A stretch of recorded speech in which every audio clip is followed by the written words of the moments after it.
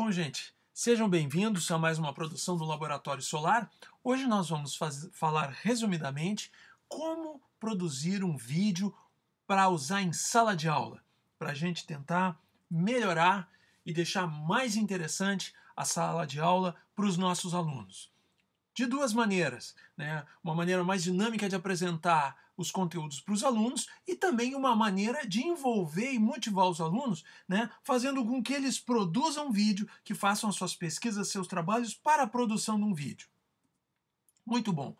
Equipamento. Vídeo é uma coisa meio trabalhosa, porém hoje em dia a tecnologia está muito mais acessível. Então o que a gente precisa? Basicamente, a gente precisa de uma câmera. Pode ser uma câmera de vídeo, pode ser uma câmera de fotografia digital que filme, pode ser um tablet, pode ser um telefone celular que filme, desde que tenha uma boa qualidade de imagem. Precisamos de um tripé para essa câmera. Olha, gente, pode ser feito em PVC. Existem vídeos no YouTube que mostram em português como são feitos de maneira bem simples e principalmente barata, econômica, um tripé ou vários tipos de tripé com PVC, garrafa PET, coisas bem interessantes. Procurem no YouTube. Bom, a gente pode usar o som da câmera, o microfone que vem embutido normalmente na câmera, ou pode usar um gravador externo com um microfone e uma vara para segurar o microfone, né, colocar à distância, também pode ser feita de PVC. Vamos precisar de luz, ou pelo menos rebatedores, que nós vamos mostrar, né, como é que a gente faz um rebatedor de luz para aproveitar, né, a luz ambiente. Vamos precisar de um computador para fazer edição e de um programa para editar as imagens, combinar imagens, som, textos, legendas, letreiros, enfim, etc. Vamos ver isso mais pormenorizadamente agora. Bom, gente, em primeiro lugar, a linguagem audiovisual, ou seja, a linguagem do cinema, ela é basicamente luz, sombra e som, ok? Só que isso aí tem um ordenamento, uma maneira da gente contar a história. A gente vai organizar as imagens por planos, quer dizer, como que a gente enquadra, né, os elementos, o que a gente estiver filmando, as pessoas, as coisas, como é que elas vão ser enquadradas na imagem. A gente, com essas imagens, com esses planos, a gente vai criar cenas, né? Isso tudo tem que estar, obviamente, bastante bem iluminado, de uma maneira adequada.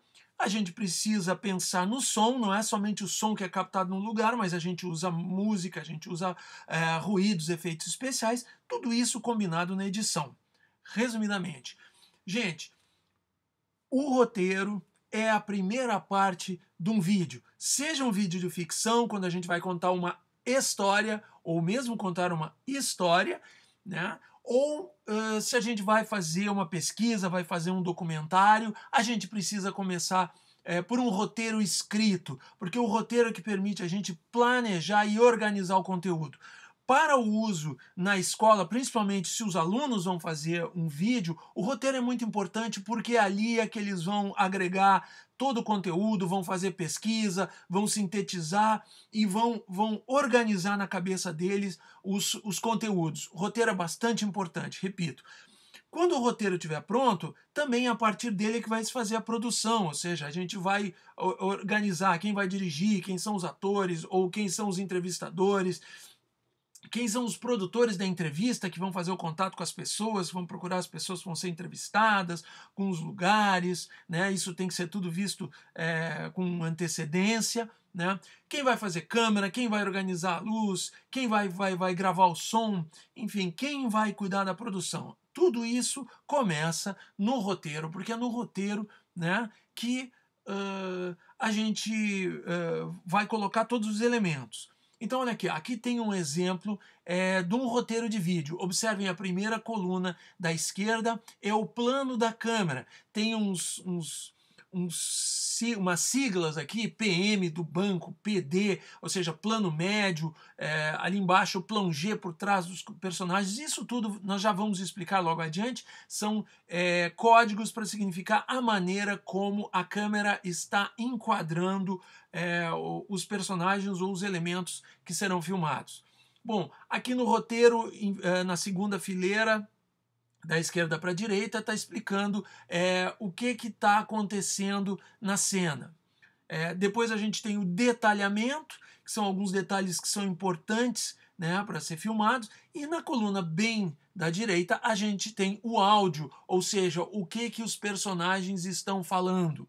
Poderá ser indicado aí também para ser usado posteriormente na edição, que música entra nessa cena e que ruídos são importantes. Embora isso pode ser deixado para ser pensado na edição, ok? Muito bem. O que é o storyboard? O storyboard, se a gente tem no grupo aí gente que desenha bem, ou mais ou menos bem, a gente pode fazer uma espécie de uma história em quadrinho, né? Onde a gente já vai estudar como que a câmera vai enquadrar os personagens. Na verdade, história em quadrinho usa muito da linguagem do cinema. Então, quando a gente tem, por exemplo, aqui um plano mais aberto, né, primeiro quadrinho alto à esquerda aqui, depois já passa para um close do determinado personagem, depois um plano médio e assim por diante. Então já é um primeiro planejamento visual, né? Não é obrigatório de ser feito, né? Mas se tem gente que desenha e que gosta de desenhar, já é uma maneira interessante que vai ajudar depois na hora de fazer as filmagens. Aqui um outro exemplo de um storyboard até, né, já com bom acabamento, né? Agora vamos pensar nos planos e no enquadramento, ou seja, na maneira com que a câmera ela está enquadrando, ela está filmando os personagens. Muito bem. Aqui tem uma série de convenções, né, que são gerais para produção de vídeo, produção de cinema. Isso eu recomendo que vocês olhem depois, deem talvez uma pausa e olhem com calma esse quadro aqui, que isso vai desde o plano geral, que está lá em cima, quando, né, é um plano bem aberto, quando vai se enquadrar uma paisagem, né, com todos os elementos de uma paisagem, depois passa para um plano geral médio, que pega a pessoa inteira, o plano americano, que corta pelo joelho, o plano médio, que enquadra a pessoa pela cintura, o plano próximo, o primeiro plano, que pega, a famosa foto 3x4, né, que pega a pessoa do peito para cima, o grande plano, o close, muito grande plano, na verdade pode ser chamado de close também, e o detalhe quando a gente vê um pequeno elemento filmado bem de perto. Cada um desses enquadramentos, na verdade, representa uma ideia, né, dentro da construção dramática de uma história, né, isso representa uma ideia. Como é que a gente aprende isso? Praticando, fazendo. Observem só como a câmera, como a gente vai estabelecer um enquadramento, como a câmera vai captar um recorte de toda uma realidade que está na frente da gente, e com esses recortes é que então a gente vai construindo esse contar da história, né, através do vídeo, ok? Iluminação é um detalhe importante. A gente está pensando aqui, estamos falando aqui para quem vai fazer um vídeo simples para ilustrar um material de aula ou para quem vai fazer uma produção com os alunos. Bom, iluminação é uma coisa cara, uma coisa trabalhosa. Esse tipo de spots que vocês estão vendo aqui consome muita energia, precisa de um eletricista para trabalhar. Ninguém vai usar com isso. A gente pode usar uma lâmpada comum com uma extensão de fio. Ou então os rebatedores. Aqui nós temos aqui, ó, iluminação mais simples. Essa tela verde atrás é para fazer um efeito chamado chroma key. Essa pessoa que está sendo filmada contra esse fundo verde, depois quando for levado para editar no computador, pode ser colocado um slide no lugar dessa tela verde que fica por trás da pessoa, como todos os dias a gente vê nos telejornais na TV, né? Mas observem que tem duas lâmpadas aqui atrás, uma lâmpada lá do lado, existe uma técnica para fazer isso. Recomendo também que procurem na internet, o YouTube está cheio de vídeos explicando como é que faz, está cheio de textos, enfim, tutoriais. Recomendo que procurem por aí. Vamos adiante. O som é uma coisa bastante importante, né? Captar o som ao vivo no local. Quando a gente está fazendo uma história de ficção, às vezes a gente pode dublar de novo as cenas no estúdio, mas isso dá um trabalho muito grande. Para um vídeo simples para a escola, se a gente puder captar o som do local, se o local não for muito barulhento, se a gente tem o tipo de microfone, por exemplo, observem esses microfones que está na ponta dessa vara aí, é um microfone que precisa estar apontado para a boca do ator, porque ele só grava na direção para onde ele está apontado. Observem esses dois quadros dourados que estão na base, aí bem embaixo do ator, são os rebatedores, ou seja, a luz que está dos holofotes que estão acima do ator, no alto do estúdio ou no alto dessa sala, ela reflete nesses dois painéis, que estão cobertos aí no material prateado, e reflete no artista ali, no personagem que está sendo gravado. E de uma maneira, fica uma iluminação mais suave. Em cenas externas, isso pode ser utilizado com a luz solar, é um recurso bastante simples, bastante utilizado, bastante prático e bastante barato. Basta pegar uma prancha de isopor clara, branca, e já tem pronto aí um ótimo de um rebatedor. Um pedaço de pano prateado também, ou branco, rebate muito bem a luz do sol. Simples e barato. Bom, gente, para fazer a edição do vídeo, depois que eu tenho todas as cenas gravadas, depois que está tudo, eu gravei todas as cenas, e atenção, as cenas não são gravadas na ordem que a gente conta a história. A gente grava tudo na medida em que a gente vai para um lugar, grava todas as cenas que tem para ser gravadas naquele lugar, vai para outro lugar, grava tudo, ou seja, tudo é gravado fora de ordem. A história, as cenas, as imagens são colocadas na ordem justamente quando a gente vai editar no computador. No cinema a gente chama isso de montagem.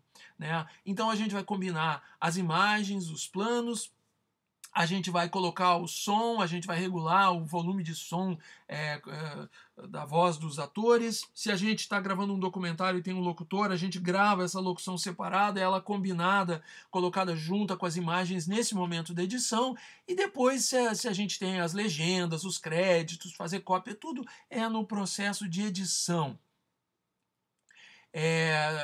A gente usa softwares específicos para esse tipo de atividade. Existem diversos softwares, alguns caros, pagos, bastante profissionais, existem outros bem mais simples.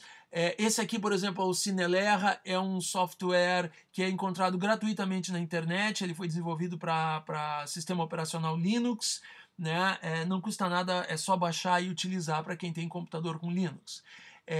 Aqui uma edição de vídeo profissional, um estúdio profissional de edição de vídeo, onde a gente tem 2 monitores, caixas de som de boa qualidade, e a pessoa vai trabalhar aí para fazer essa organização das imagens. Aqui o Microsoft Movie Maker.